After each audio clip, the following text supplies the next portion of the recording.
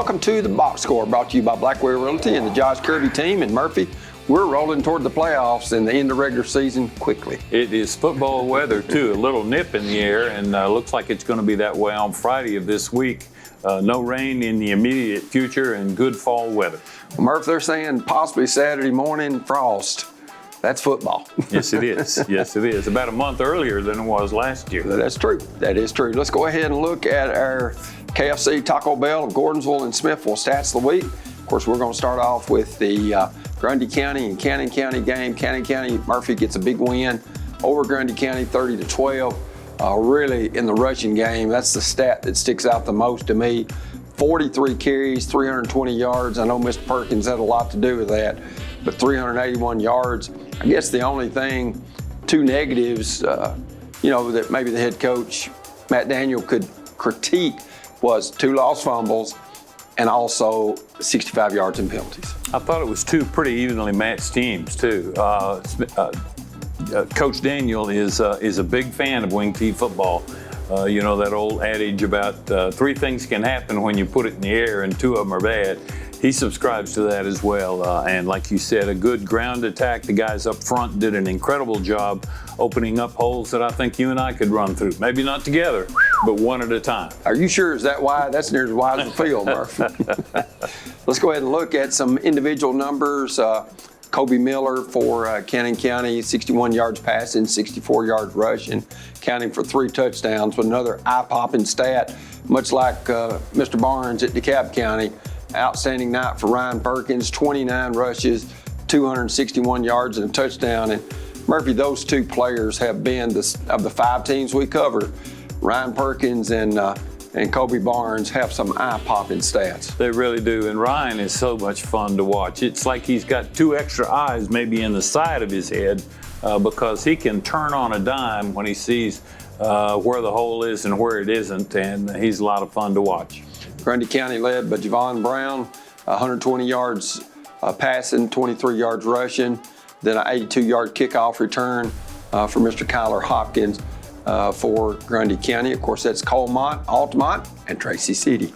0-7 overall and 0-3 in the region is Grundy County, and really they're a better football team than their record would show. I know their coach is working hard, playing a lot of young kids, and they're gonna take care of things. It's just taking a little while for them to get where they want the program to be. Murphy, how hard is it that they have had such a coaching turnover since Ken Colquitt left there? Of course, he's a legendary coach at Marion County.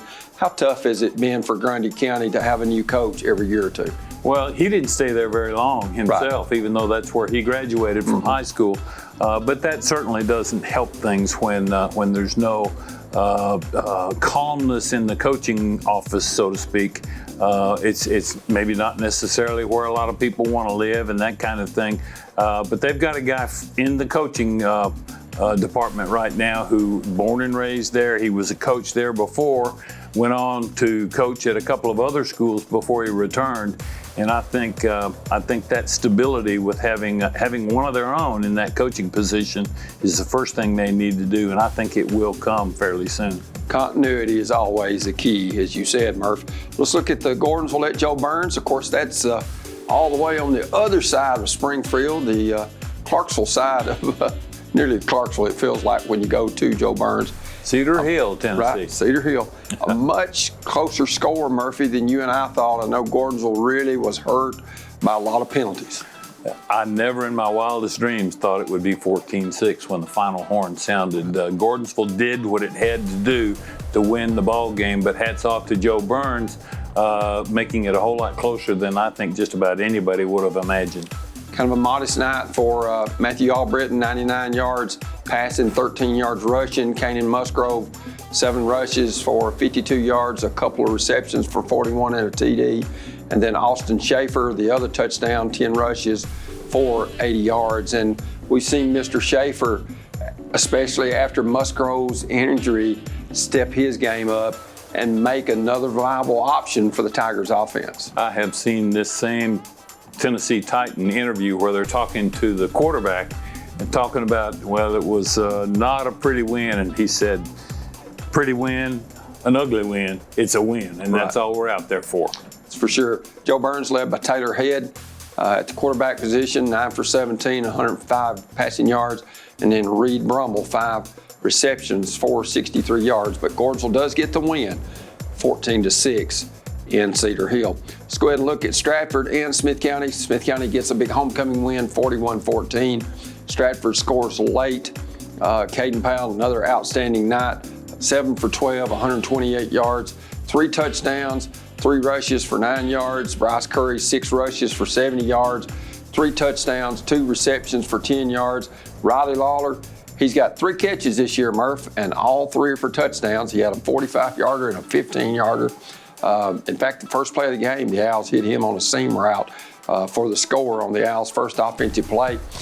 When you look, not an overpowering night for the Owls on offense, 312 yards, but 4 of their 6 scoring drives starts in Stratford territory, Murphy. The other one starts at midfield. The other one starts at their own 48. So if you've got the short field, you're not going to have those eye-popping stat nights. No, and hats off to the defensive unit, too. That's what created those short field situations. And I think Coach Matt Dyer is about to get things the way he'd like for them to be when the postseason rolls around. Of course, they've got an off week this week, but, for Stratford, they drove there, converted a couple of big third down, a big fourth down there at the end of the half to kind of cut into Smith County's lead. I think it was 28-7 at half. But Jenkins, their quarterback, didn't throw the ball particularly well, 29 yards passing, 38 yards rushing. But in that game, Murphy, there were 14 tackles for loss by the Owls defense. That's a tremendous night. It is. You do that on a regular basis and you're going to win a lot of football games. Definitely are. Let's go ahead and look at the Livingston at DeKalb County. DeKalb County, a big win, 48-0. And the first stat I look at, Kobe Barnes, 30 rushes, 356 yards and 5 touchdowns. That's only about 12 yards a rush, Murph. Yeah, and no telling what he would have done if he would have had 10 or 15 more carries. But 30 carries in a high school football game, that's a pretty full night. It is. John Hendricks, 2 rushes for 36 yards. Will Ferris, 25-yard fumble recovery for a touchdown. And DeKalb County continues to roll. And when you look at that, Livingston continuing to struggle. Of course, they lost to Jackson County here a couple of weeks ago, and they have really struggled over the last couple of years. But still, DeKalb County, give them credit. Their guys up front did a tremendous job. Let's go ahead and look at the Watertown East Robertson. That was a heartbreaker for the Purple Tigers to lose. Returned that opening kickoff for the touchdown, but then was flagged maybe inappropriately or maybe appropriately, but still, that was an awful big call that in a game that wound up going into overtime, Murph. Yeah, I've heard a lot of talk about that game, and we may not have heard the last of that before it's all said and done. East Robertson, Zach Prince, 28 rushes, 131 yards and a touchdown. Rosales, 2 for 4 on field goals. Caden West, 7 yards passing, but 90 yards rushing and a touchdown. Kwame C, 17 tackles, 2 of those for loss. That's a good 2 or 3 game stretch, Murphy, much less 1. Yeah, it really is, and it's a shame that Watertown had to come up on the short end of the scoreboard. We've talked about East Robertson, although that's not necessarily our coverage area, but they're having a banner year as far as wins on the football field, and Watertown has nothing to be ashamed about, losing by 6 to a really good East Robertson team. Their defense and Josh Hackett had to be pleased with how well they played to hold them to only 6 points there, Murphy.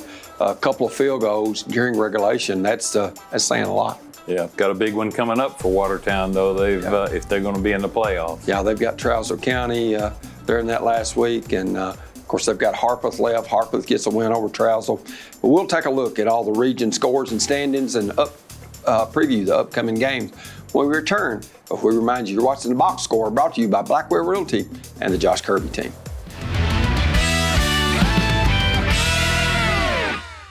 There's no shortage of real estate companies out there, but there's only one Blackwell Realty and Auction. The Kirby team with Blackwell Realty and Auction has the knowledge and the experience necessary to help you. They understand that real estate sales happen because of the hours of work they put into every sale, whether representing you as the buyer, the seller, or both. Get started today the Kirby way. The Kirby team with Blackwell Realty and Auction. Call them today or visit blackwellrealtyandauction.com.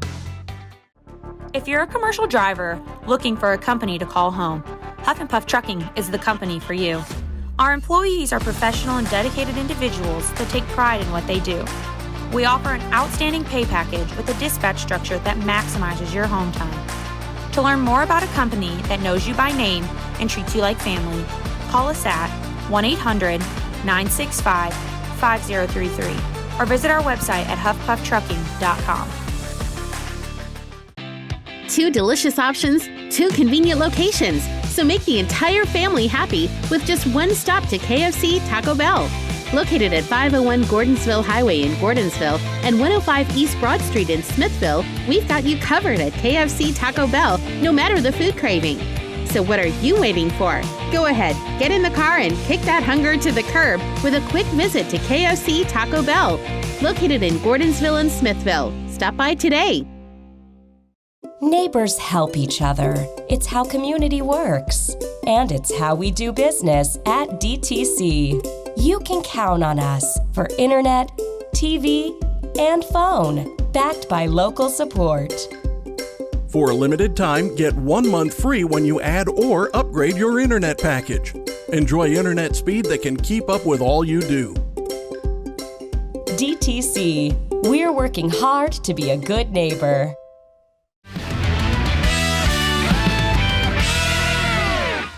And welcome back to the Box Score, brought to you by Blackwell Realty and the Josh Kirby team. And Murphy, we're going to look at scores and standings and even some statewide looking, at some of the rankings, at least through the Associated Press. We start out with our Region 4 1A Sonic of Carthage scores. Clay County, a big win over Red Boiling, no surprise there. No, Clay County is a very good football team, and we're going to, I think, hear a lot about them through the playoffs, at least 2 or 3 rounds, I would think. Of course, Clay County and Gordonsville on target for a region championship game in Salina in that week 11. Let's go ahead and look at the Region 4 1A standings. You look there at Clay County, they are 2-0, 5-1 overall. Gordonsville, of course, lost those first 2 games. They're 1-0. They've still got Red Boiling to go. They beat Joe Burns last week, but then they've got Clay County. So Murphy, that really is shaking out like we thought it would at the start of the year. Pretty close. I'm a little disappointed in the rankings, though. I think Clay County and Gordonsville both have played a very difficult schedule, and I think they're probably better than number 9 for Clay County, and Gordonsville not even in the top 10. Let's go ahead and look at the Region 4 2A scores. Harpeth, because of a safety, beats Trousdale County 29-28. In fact, Harpeth's behind 20-7 in that game, but the Indians come back and get a big win, keeps Trousdale County winless, Murph. Back several years ago when Marshall Winkler was coaching at Harpeth, they had a pretty respectable program. I can remember probably even as recent as 8 or 10 years ago, Cannon County and Harpeth played in the first round of the playoffs, but I know those folks have got to be awfully happy the way the Indians are playing this year. Region 4 2A Sonic of Carthage standings as East Robertson and Westmoreland sitting there on top. Look like they're on a collision course, Murphy, for a region championship. Well, that ought to be a great game when they get together, and it wouldn't surprise me at all if Westmoreland won that. It just depends on what Westmoreland team shows up. They've played awfully well against some very good football teams, and if they do that, I think East Robertson may have a surprise or two. Of course, Murphy, there's still 2 region games for each of these teams to play, and things can go a little bit different. And unlike some teams that only have 4 region teams, this one has 6. Some have 5. So you've got to win 2 region games to get in the playoffs. You can be 2-8, but Trousdale County, although they're 0-3 in the region, with a couple of victories, they've got Whites Creek left, they've got Watertown left, they could make the playoffs. Yeah, it's those last 2 teams, Whites Creek and Trousdale County, got some major work to do if they're going to be playing in November. Let's go ahead and look at some more scores. Region 4 3A, Sonic Carthage scores, Sequatchie big over Community. Of course, Giles County had the open date. Go ahead and looking at the standings. Sequatchie County on top at 3-0, Giles County there at 2-0. Of course, they're for a collision course, you would think, for that region championship. Murphy, is Quachie, the Indians, are they good enough to stay with Giles County? Giles is going to have to turn it over a time or two and get a break or two as well. Quachie is a pretty good football team, but Giles has played the more difficult schedule. I think they've played Cleveland, or have that one coming up, which is a pretty solid 5A program, and that still I think will be a really good game to watch. Let's go ahead and look at some Region 5 3A scores. Maplewood over Jackson County, 32-18. I was talking to Jim Brown at the volleyball game yesterday. He said Maplewood just had too much speed for the Blue Devils. Yeah, I really thought that game might be closer and thought Jackson County might have a chance to win that game, but it's tough to practice against speed when you don't have that speed in your lineup to mirror what you're going to be up against. Maplewood certainly is loaded with speed, as is East Nashville. Murphy, another wow to me. East Nashville, huge over Green Hill, a very good football team, 53-21. And there's a lot of merit to the fact that a lot of people feel like they're good enough to get back to the Blue Cross Bowl in Chattanooga again. I hear people all across the state saying that. I actually picked Green Hill to win that game. Shows you how much I know, but that East Nashville team is pretty special. Let's go ahead and look at the standings. Of course, the Owls have East Nashville in week 11. Smith County, though, to clinch a home playoff berth, they're off this week. They go to Gainsboro in a week and a half to play against Jackson County. They've got to win that one to clinch that home playoff berth. And, that would be big for the Owls. Of course, the Owls have a win already over Maplewood and Stratford. So, you're looking there, they're 2-0. East Nashville sitting there at 2-0. So, some things still left to go, but, that's what the signs are pointing to right now. Owl fans need to mark the calendar for that Week 11 game. And the pit, or the hole as they like to call it, needs to be rocking and rolling as loud as it's ever been.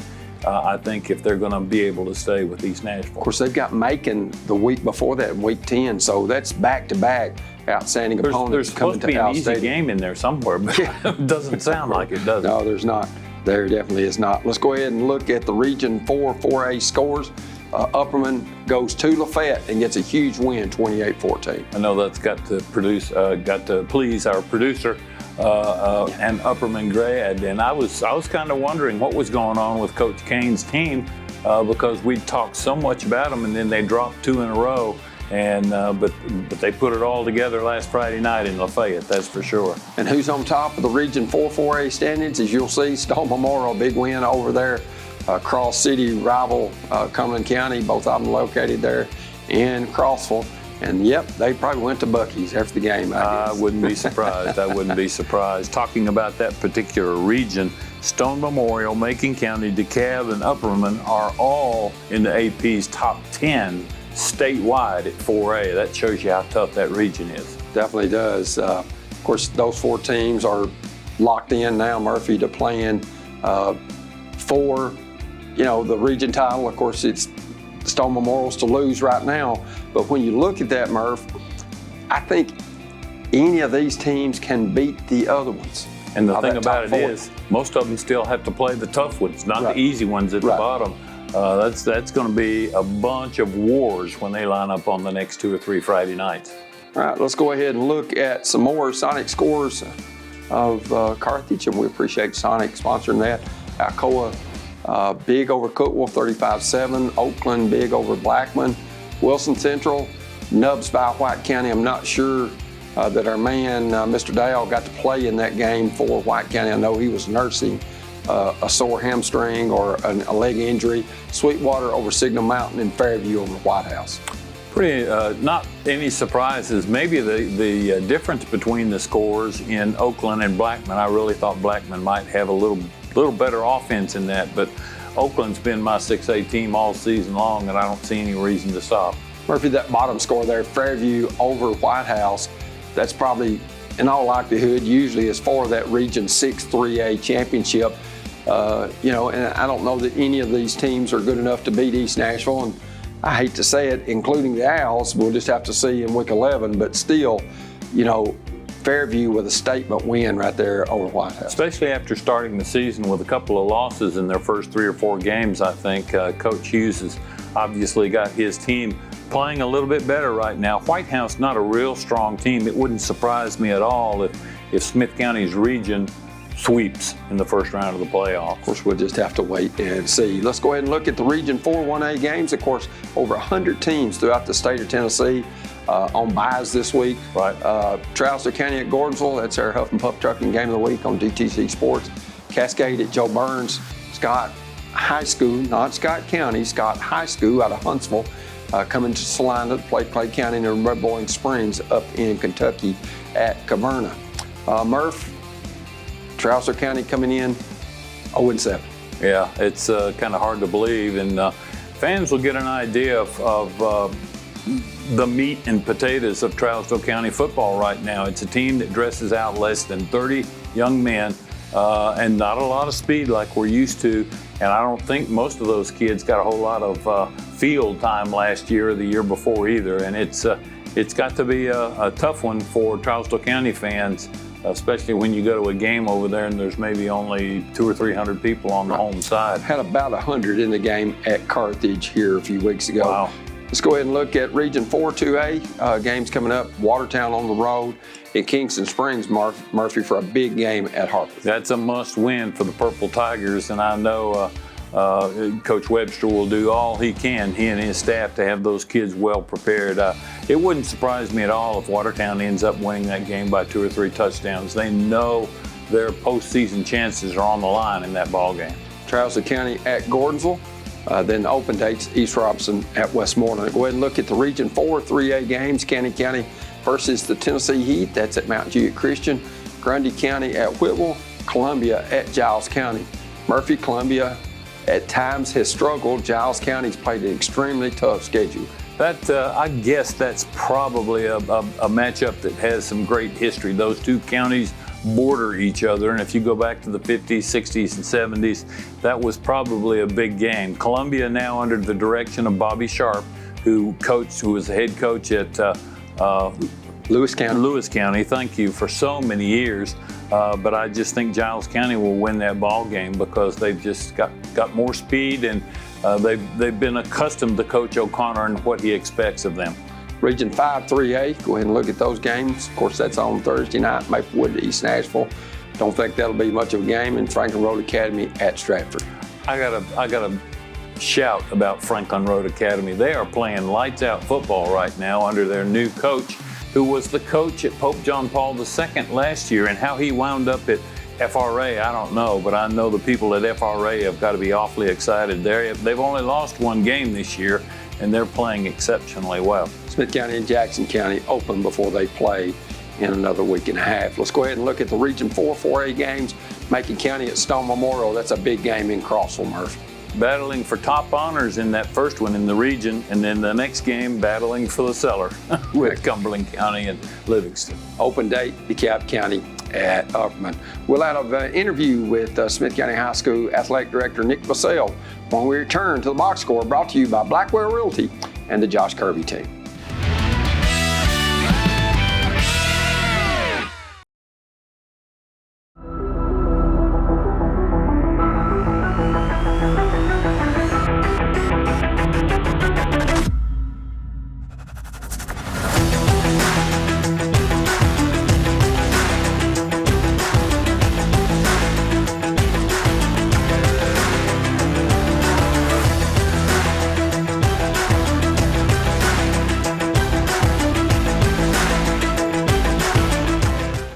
There's no shortage of real estate companies out there, but there's only one Blackwell Realty and Auction. The Kirby team with Blackwell Realty and Auction has the knowledge and the experience necessary to help you. They understand that real estate sales happen because of the hours of work they put into every sale, whether representing you as the buyer, the seller, or both. Get started today the Kirby way. The Kirby team with Blackwell Realty and Auction. Call them today or visit blackwellrealtyandauction.com.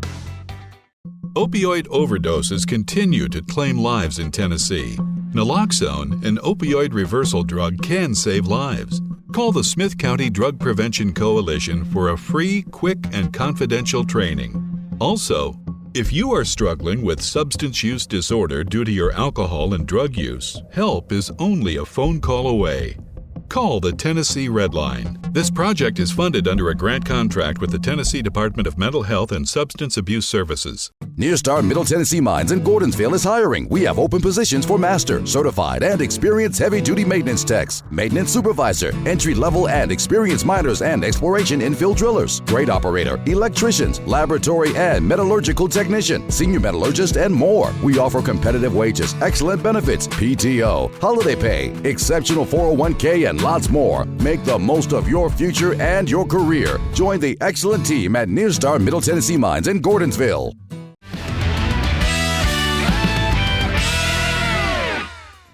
We've been joined by first-year athletic director Nick Bussell of the Smith County Owls. And Nick, I know it's a busy time at Smith County High School. Yeah, it is, Terry. Thanks for having me. Nick, I know your football team off to a 6-1 start. You got to be excited with that. Going through homecoming last week, a lot of activities going on. Parade was outstanding, beautiful. The festivities on the field. I don't know that you could have asked for a better week of weather.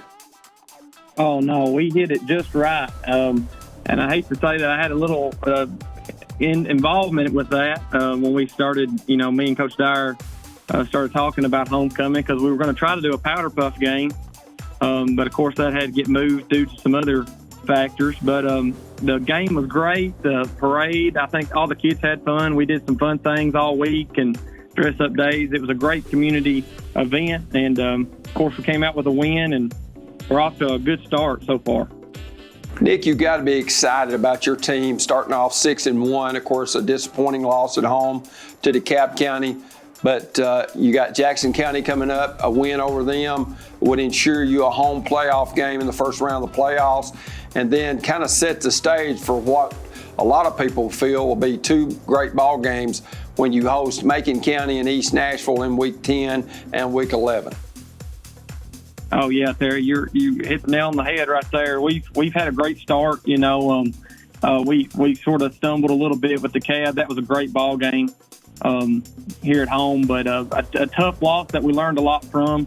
I think the coaches will all tell you that too. And yeah, we're excited to have Jackson, of course, to travel up there, and then we have two big home games, October 21st and 28th with Macon County and then East Nashville, and it's preparing for the East Nashville game to be sort of our region championship, sort of see who's going to be the top dog. Nick, I've been covering high school football and have talked to a lot of coaches, a lot of administrators, and I'm trying to figure out, all you guys keep looking younger and younger, or is it me looking older and older? I know this is your first year as the AD there. Is it more responsibility than what you thought it might be, or any major surprises in the responsibilities you have? Well, I was very blessed to be I have a great mentor, Coach Apple, who is now our principal here at Smith County High School. And I went to him early on and said, hey, I might be interested in doing that one day. Can I help you out? And he was like, he's never going to turn down help, is I think the word he said. So he sort of let me follow him around and help him. And we talked about, a lot of things and everything. So when he got promoted, me and him discussed it and talked a lot, and I wouldn't say it was a surprise of like the responsibility, everything, because me and him worked really well together. But it's a different change of a hat for sure. You got more responsibility, you got a lot of things you got to deal with, and so far it's been good. Knock on wood. So we'll just keep it going, and hopefully I continue to do everything I need to. There's going to be mistakes, but so far, so good. Nick, when you look at all the programs at Smith County High School, the most successful ones have come on the soccer pitch, and that being the girls and boys soccer teams for the Owls and Lady Owls through the year. Go ahead and update us on them. Of course, I know one plays in the fall, the other one plays in the spring, if my memory serves me correct. I'm not that big a soccer fan, but you've enjoyed a lot of success through the years through the high school soccer team. Yeah, we've been very blessed, Terry, for sure. Right now, the girls soccer team, we're 9-3-1. We're 6-0 in the district. We got the district tournament starting next week, and we're actually hosting it. So we'll have the tournament on Tuesday and Thursday of next week and all that stuff. But we've had a lot of success. We've got really good kids who have really bought into our systems and all that. Coach Kit, he does a good job with the boys program, and that's where I got my start into coaching, was with him. And we've had some new players really step up, and we had a couple of kids move in for the boys side and have really contributed to him. I watched a little bit. They were kicking around the other day, and they look pretty good. And he's really proud of them, and he's got them in a workout program and stuff like that. So hopefully that'll continue. We've been, like I said, very blessed and everything with some great kids that's really stepped up and really bought into the system. Nick, I have 2 children that are now grown and both came through Smith County High School. But I'm kind of curious, things have changed so much since they were in school. How many sports do you have to oversee as an athletic director? Well, this fall we have golf, and we've got a cross-country team. We got volleyball, soccer, football, and of course this fall we have basketball, and then this spring we'll have softball, baseball. So there's quite a few out there. I don't know the exact number, but we also co-op with Macon County for a track team. We have Matthew Sinclair go up there and run with their track team. So it's a bunch, I ain't going to lie. So it keeps me busy and all that stuff. Terry, it's come a long, long way since you and I used to do Smith County basketball on the radio together. That's for sure. And Nick, when you look at the different things that you've got to have, of course, at the soccer games, you've got to have a representative and somebody there all the time. And, you know, it makes a lot of hours, and a lot of people have to pull together for all these sports to be played. Yeah, you're exactly right. You have a great administration. Scott Apple, of course, he comes from an athletic background. He has always been very supportive. Ms. Horde and Mr. Reed are always there to help, and we got some really good coaches. So we all work together. We had a meeting early on this year, and we sat down and I sort of discussed some, outlooks of some things I wanted to enhance a little bit, and one of those was involvement with other programs and supporting other programs and cheering on other programs and sharing athletes and all that stuff. And I've been really happy with our coaches really digging into that and making that a priority with all of our sports teams. Nick, when you look, your volleyball team yesterday goes to Jackson County, plays in Gainesboro, loses in 4 sets, win the first set, loses the last 3. But I know that a lot of different kids are involved in a lot of different sports. And as an administrator and just as a teacher, that has to make you happy that many athletes get to play or have an opportunity to play so many different sports. Oh, yeah. Well, that's one of the things that I'm really happy with because we want all of our kids here at Smith County High School to be involved in something, whether it's a club or sport or something. And we have over 100 kids that are in on our sports teams and in our athletic department and everything.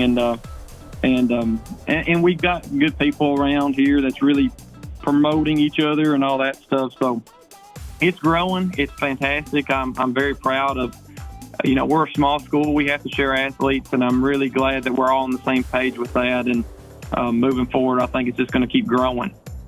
Nick, as I travel across the state talking with coaches and administrators, it seems like maybe the next sport that TSSAA sanctions could very well be lacrosse. And I know lacrosse is not anything that people in the Upper Cumberland, for the most part, are familiar with.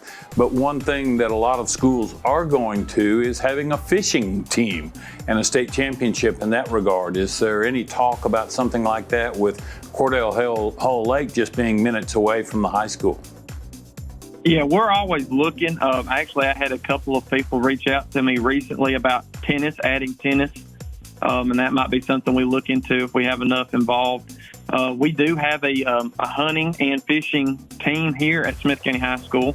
The fishing club just started back a little bit, and they had been, I guess you'd say, with COVID, sort of dismembered a little bit, but they're coming back. And I think Mr. High is working with that, Mr. John High. And our hunting club is run by Coach Smith, and he does a lot of that, and they do some hunts around there. So we got a lot of different things. I try to tell my kids in class, there's always something for somebody. And if there's not something, come on. And, I do want to mention this. This is something that's sort of new, is esports, and it's video games. We are not going to qualify this year, I don't think, but they're going to start practicing and stuff like that. That's really big in Wilson County, and we're going to start having a team starting maybe this year, but for sure next year in esports, which is playing video games and competing in a competition for that. That may be the hottest thing going right now. There's a lot of colleges across our country that are offering scholarships for people in those departments, if you will. And even Vanderbilt, I think, is offering scholarship money for people who are good with the video games and all that kind of stuff. Nick, we appreciate you visiting with us. I know you got to be excited. The girls and boys basketball teams are excited. They're wanting to challenge for a district championship. Not sure that Smith County has ever won a girls district championship, at least for my recollection. Of course, I think in '85 they finished second to Livingston, but I know things are exciting on the hill, and best of luck. I know the football team wanting to go deep in the playoffs and snare a region championship, and best of luck. Oh yeah, we're excited. I think we got a great group of coaches, and our athletes have really stepped in a big way and really bought into some of this. So hopefully, and you would know better than I would on that, Terry. You're sort of the Smith County historian sometimes when it comes to sports. So yeah, I am old. I'll agree, Nick. We'll take a look. We've been visiting with Nick Bussell, the athletic director at Smith County High School, and we'll take a look at the Huff and Puff Trucking Game of the Week. Plus, get Murphy's picks as when we return, as we remind you, you're watching Box Score, brought to you by Blackwell Realty and the Josh Kirby team.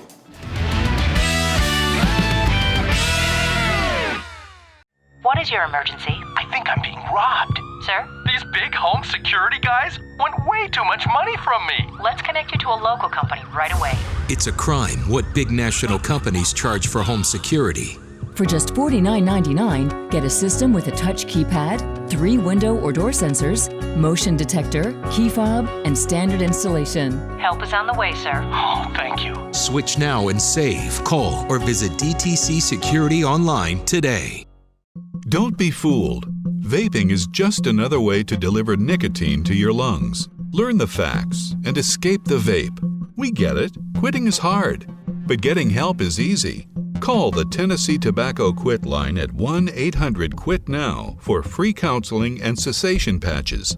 Sign up for the free Tennessee Tobacco Quit line program and let us help you quit for good. This project is funded under a grant contract with the Tennessee Department of Mental Health and Substance Abuse Services. Nearstar Middle Tennessee Mines in Gordonsville is hiring. We have open positions for master, certified, and experienced heavy-duty maintenance techs, maintenance supervisor, entry-level and experienced miners and exploration infill drillers, grade operator, electricians, laboratory and metallurgical technician, senior metallurgist, and more. We offer competitive wages, excellent benefits, PTO, holiday pay, exceptional 401k, and lots more. Make the most of your future and your career. Join the excellent team at Nearstar Middle Tennessee Mines in Gordonsville.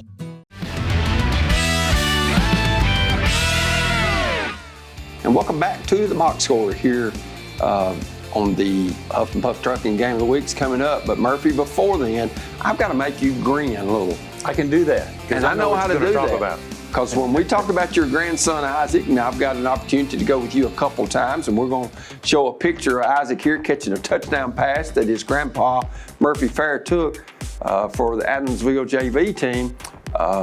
Him and Layla, his sister, which is Amy, your daughter's kids, are heavily involved in sports. And I know you and Amy hate that so bad. Yeah, we do nothing to do on Monday nights and Thursday nights when the JV team is playing. But Isaac and Layla both have got a whole lot more athletic ability than their grandfather ever thought about having. Murph, I know you got to be proud of them, and want to give them a little shout out, especially since you got such a good picture of Isaac catching that touchdown. Stretched out. It was the first one in the game against Fayette Academy, and they went on to win that one 14-0. Let's go ahead and look at our Huff and Puff Trucking Game of the Week. It's Stroudsville County at Gordonsville. You see the graphic there, 6:45 on Friday night. Of course, as you said, there's going to be a little chill in the air and going to be chilly probably before the end of that one, somewhere around 9 in Gordonsville, but it's always a special night when you go to Turney Ford Field. Who knows, they might even have some chili in the concession stand. It would be a good night for it. And lots of hot chocolate, I would say. Let's go ahead and look at the series history. 69th meeting in the series in Trousdale County. It's kind of dominated play, 44-12-2. Of course, a lot of those coming not, in the way back. They've played every year since 2005. Trousdale County has won 5 straight. And I know Stephen Jackson is anxious to break that streak. Well, I think a lot of people are. When you lose to one of your big rivals many times, that has to be at the forefront of your battle plan. And I look for Gordonsville to put it on the scoreboard this week. Of course, Gordonsville lost their first 2, but they've gotten on a roll since then, Murph, and have been playing really good football. 4 of the last 7 meetings in this series have included a shutout. Of course, there's 11 state championships, 9 for Trousdale County, 2 for Gordonsville. Points per game in the series, the Yellow Jackets 29.5 and Gordonsville 14.5. But when you look, Murphy, they used to be in the same district and used to be a big battle every time these 2 teams meet. I don't think just because they're not in the same district that 25 miles, the 25 miles between the 2 schools is going to make a lot of difference. No, not a lot. And I'll tell you what, whether the game's played in Gordonsville or Hartsville, everybody in town's at the ball game, and that's the way it should be in the fall. 2 great places to go to watch a high school football game. Let's go ahead and look at some of Murphy's matchups, and we'll start with what I think will be an outstanding ball game. The Indians of Harpeth, they're in Kingston Springs, hosting Watertown Purple Tigers on the road. A big region matchup, one that Watertown needs in order to ensure themselves of making the playoffs. They can still make the playoffs if they beat Trousdale County in that final week. But I know Gavin Webster wants his team ready for the Indians and says, hey, Trousdale County is winless. They went to Harpeth and only lost by 1 point. We can go down there and win. I think so. Harpeth with its best football team maybe in the last 8 or 10 years. But I really think that Watertown comes away with a win and has a nice bus ride home, knowing that they're going to be in the playoffs. They came off a great performance against East Robertson last week, a game they could have very easily won. Sure. And East Robertson couldn't win that region. One of the ranked teams in the top 10 across the state. Cannon County playing the Tennessee Heat. I think that's a home school team. It is, and that was a big win for Cannon County last year, and I think they can beat them again. But the Tennessee Heat is a much improved football team from 12 months ago. Looking at the final one, Trousdale County at Gordonsville over at Turney Ford Field. Of course, that's their DTC game of the week. You got to go with the Big Blue, Gordonsville, on that one.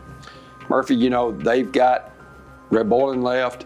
But still, when you look, I know a lot of Tiger fans are circling that week 11 when they go to Salina. Oh, without a doubt. And Clay County, the only team in this area in 1A that's ranked in the top 10 by the Associated Press.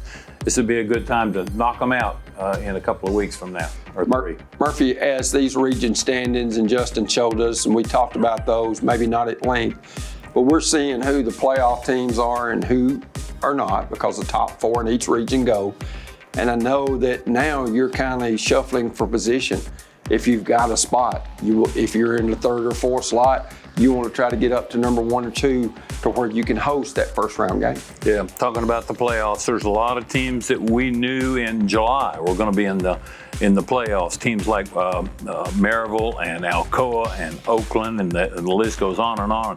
But I looked across the standings all across the state this morning, and there's a lot of teams that haven't been to the playoffs in the last 4 or 5 years that only have 1 loss, if that many. And so we're going to see a lot of new teams in the playoffs. It's an exciting time, and anxious for it to get started.